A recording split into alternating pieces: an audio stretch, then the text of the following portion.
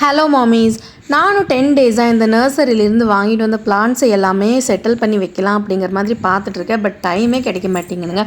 மதியம் பாப்பா தூங்குகிற டைமில் பார்த்திங்கன்னா எனக்கு ரொம்ப டயர்டாகிடுது. அதனால் நானும் கொஞ்சம் ரெஸ்ட் எடுத்துட்றேன். இப்போ என்ன பண்ணிகிட்ருக்கேன்னு பார்த்தீங்களா, பாப்புக்குட்டி நல்லா தூங்கிட்டு இருக்காங்க. எங்களுக்கு வந்து சைட் டிஷ்ஷுக்கு சட்னி அரைக்கணும்.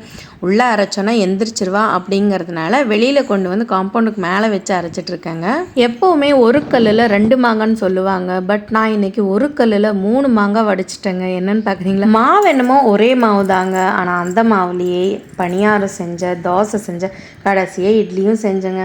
பார்க்குறதுக்கு என்னமோ அச்சோ இவ்வளோ செஞ்சுருக்காளே அப்படிங்கிற மாதிரி தோணும். ஆனால் வந்து எந்த சிரமமே கிடையாது. இதுக்கு சைடிஷ் பார்த்திங்கன்னா தேங்காய் சட்னி, அதுக்கப்புறம் வேர்க்கடலை சட்னி, 2 டைப் சட்னி செஞ்சுருந்தேன்.